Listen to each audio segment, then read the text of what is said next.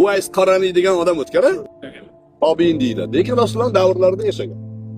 O'sha onasini yaxshi ko'rar ekan. O'sha xizmat qilayotganda ona payg'ambar alayhissalom bir ziyorat qilib kelay deganda, "Bo'pti, uylariga bor, uylardan qayt" degan onalar. Kelgan Rasululloh uylarida yo'q, haqqida safarga chiqqan ekanlar. Borib payg'ambarimizni ko'rgani o'tmasdan uydan qaytgan. Onasini aytganiga ekan.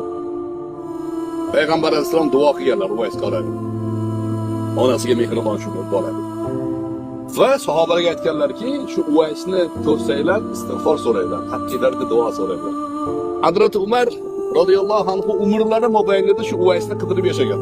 Yamanlik bo'lgan, Qarim degan qabiladan.